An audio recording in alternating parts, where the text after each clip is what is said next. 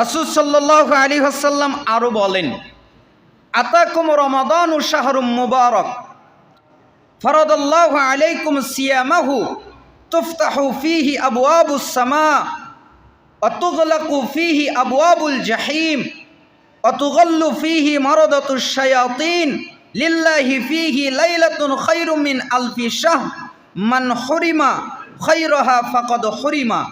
রাসূল সাল্লাল্লাহু আলাইহি সাল্লাম বলেন, শোনো, তোমাদের জন্য রমজানের বরকতময় মাস তোমাদের কাছে এসেছে। এই মাসে সিয়াম রাখা আল্লাহ তাআলা তোমাদের উপরে ফরজ করেছেন। এই মাসে আসমানের সমস্ত দরজা খোলা হয়। এই মাসে সমস্ত বন্ধ করে দেওয়া হয় জাহান্নামের দরজা। এই মাসে যারা বিদ্রোহী শয়তান, মারদাতুশ শায়াতিন, যারা বিদ্রোহ করে, যারা মানুষের উপরে বেশি আক্রমণাত্মক হয়, যারা মানুষকে দিয়ে বেশি গুনাহের কাজ করায়, ওই শয়তানগুলোকে কয়েদ করা হয়।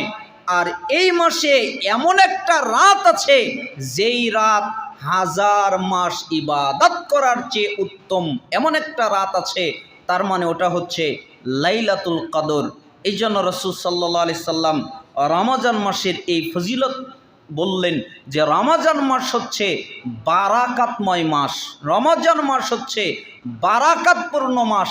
আর এই মাসেই আল্লাহ তোমাদের উপরে সাওম ফরজ করেছেন, অতএব তোমরা সাওম পালন করো।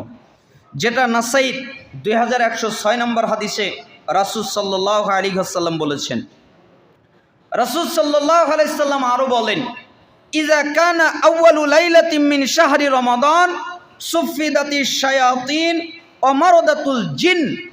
রাসূল সাল্লাল্লাহু আলাইহি ওয়াসাল্লাম বলেন, যখন রমজান মাসের প্রথম রাত হয়, মানে সূর্য মানে রাত যখন শুরু হয়, চাঁদ যখন দেখা যায় তখন রাত শুরু হয়ে গেছে।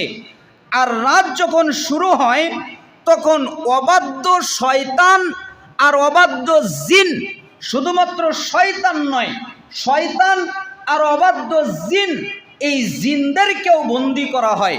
অন্য একটা বর্ণনায় পড়ছিলাম যে অবাধ্য মানুষ যারা, তাদেরকেও আটক করা হবে। রাসূল সাল্লাল্লাহু আলাইহি সাল্লাম মিরাজে গিয়েছিলেন, 5 ওয়াক্ত সালাত নিয়ে এসেছেন 50 ওয়াক্তের পরিবর্তে। তিনি প্রথমে 50 ওয়াক্ত নিয়েই দুনিয়ায় অবতরণ করেছিলেন। দুনিয়ার আগে আসমানে মুসা আলাইহিস সালামের সাথে সাক্ষাৎ হলো। তিনি বললেন, আপনি এত আনন্দিত কেন? তখন মুহাম্মদ সাল্লাল্লাহু আলাইহি সাল্লাম বললেন, আমি এত আনন্দিত হব না? আরে আল্লাহ তাআলা আমাকে আমার উম্মতের জন্য 50 ওয়াক্ত সালাত দিয়েছে। তখন মুসা আলাইহিস সালাম বললেন, আপনি আনন্দ হলেন মানে, আপনি খুশি হলেন মানে, আপনি বিপদ ডেকে নিয়ে এসেছেন, আপনার উপরে বিপদ চাপিয়ে গেছে। কিভাবে? আরে আমার উম্মতকে 2-3 ওয়াক্তই পড়াতে পারি নাই, আপনার উম্মত 50 ওয়াক্ত পড়বে, মানে যান আল্লাহর কাছ থেকে কমিয়ে নিয়ে আসেন। মুসা আলাইহিস সালামের কথা শুনে মুহাম্মদ সাল্লাল্লাহু আলাইহি সাল্লাম আল্লাহর কাছে যেতে যেতে যেতে যেতে যেতে যেতে প্রায় কয়েকবার যাওয়ার পরে 5 ওয়াক্ত, কয়েক ওয়াক্ত, এভাবে কমাতে কমাতে 5 ওয়াক্তে যখন আসলেন, তার আগের শেষবার 5 ওয়াক্ত আনার পরেও মুসা আলাইহিস সালাম আবার পাঠাতে চাইছিলেন, কিন্তু রাসূল সাল্লাল্লাহু আলাইহি সাল্লাম গেলেন না, শরম করবেন বলে। এজন্য আল্লাহ তাআলা বললেন যে আপনার উম্মত যদি 5 ওয়াক্তই পড়ে, আমি 50 ওয়াক্তের সওয়াবই তাকে দিয়ে দেব। তখন আল্লাহ তাআলা মুহাম্মদ সাল্লাল্লাহু আলাইহি সাল্লামকে একটা বোনাস দিয়েছিলেন। এইটা আমাদের বুখারী মুসলিমের হাদিসে নাই, কিন্তু মুসান্নাফ ইবনে আবি শাইবায় এবং মুসান্নাফ ইবনে আব্দুর রাজ্জাকে এবং মুসনাদুল বাজ্জারে এবং এইটা আরও বিভিন্ন কিতাবের মধ্যে এসেছে যে রাসূল সাল্লাল্লাহু আলাইহি সাল্লামকে আল্লাহ অফার করেছিলেন যে মুহাম্মদ জি, আপনি কি আমার কাছে কিছু চান? আমার কাছে কিছু চাইলে আমি আপনাকে দিয়ে দিব। আপনি কি চান আমি আপনাকে তাই দিব, আমার কাছে চান। তখন মুহাম্মদ সাল্লাল্লাহু আলাইহি সাল্লাম বললেন, আল্লাহ, আমার যত উম্মত আছে তুমি আমার উম্মতকে ঐক্যবদ্ধ করে দাও, তারা যেন একসাথে থাকে, একত্রিত থাকে। আল্লাহ, এটা তুমি করে দাও, তারা যেন কখনো বিভক্ত না হয়। তার জন্য কখনো দল নিয়ে আলাদা হয়ে না যায়। তখন আল্লাহ তাআলা বললেন, মুহাম্মদ, আমি তোমার দোয়া কবুল করলাম না, তুমি আমার কাছে এটা চাইও না, আমি তোমাকে দিতে পারবো না। অতএব পৃথিবীতে কোনোদিন মানুষ ঐক্যবদ্ধ হবে না, এটা হওয়া সম্ভব না। তুমি আমার কাছে এটা চাইও না, আমি তোমাকে এটা দিতে পারবো না। আল্লাহ, আচ্ছা ঠিক আছে, তাহলে আপনি আমাকে এটা দেন যে সমস্ত ক্ষমতা দুনিয়ায় যেন আমার উম্মতেরই থাকে, মুসলমানদের কাছেই, মুসলমানদের হাতেই যেন ক্ষমতা থাকে, অন্য কোনো বিধর্মী, অন্য কোনো অমুসলিম তাদের হাতে যেন ক্ষমতা না থাকে, আপনি আমাকে দেন। তখন আল্লাহ তাআলা বললেন, মুহাম্মদ, তুমি এটা চাইও না। আমি বলতেছি আল্লাহ বলছেন, এই জন্য দুরূদ পড়তে পারতেছি না। মুহাম্মদ, তুমি এটা চাইও না, আমি তোমাকে দিতে পারি না। কেন? আমি এটা করতে পারি না। তোমার উম্মতের উপরে আমি ক্ষমতা দিব না, আমি তাদেরকে পরীক্ষা করব, অতএব তুমি আমার কাছে চাইও না।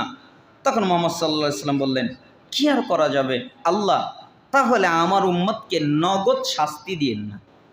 অর্থাৎ আগেকার উম্মতের পাপের কারণে নগদ শাস্তি হতো। যখন তারা কাবিরা গুনাহ করত তখন পাথর হয়ে যেত, যখন তারা বড় বড় গুনার কারণে তারা পাথর বিভিন্ন কিছুতে রূপান্তরিত হয়ে যেত। তে আমার উম্মতকে এই সরাসরি আযাবটা আপনি দিয়েন না। তখন আল্লাহ তাআলা বললেন, মুহাম্মদ যাও, আমি তোমার এই দোয়াকে কবুল করলাম, আমি তোমার উম্মতকে আটক করব না রমজানে, আমি তোমার উম্মতকে কঠিন আযাব দিয়ে সঙ্গে সঙ্গে ধ্বংস করে দিব না। এই জন্য সালাফগণ বলেন যে অবাধ্য শয়তান, অবাধ্য জিন, এইখানে ইনসানও উল্লেখ ছিল। অবাধ্য ইনসান তার মানে যারা অবাধ্য মানুষ, আল্লাহ তাদেরকে আটক করত, কয়েদ করত।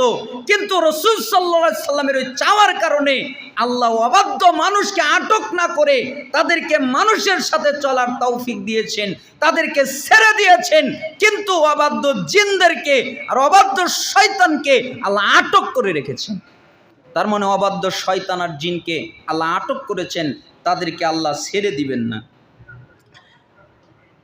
এরপরে রাসূল সাল্লাল্লাহু আলাইহি সাল্লাম বলেন, অগুল্লিকাত আবওয়াবুন নার ফালাম ইফতাহ মিনহা বাবুল জান্নাহ ফালাম ইউগলাক মিনহা বাবুন।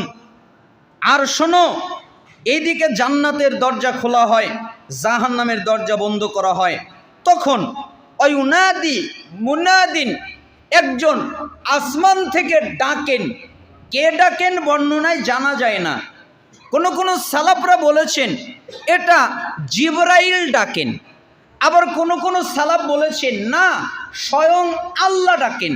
তো আল্লাহ ডাকেন না জিবরাইল ডাকেন এটা জানা যায় না।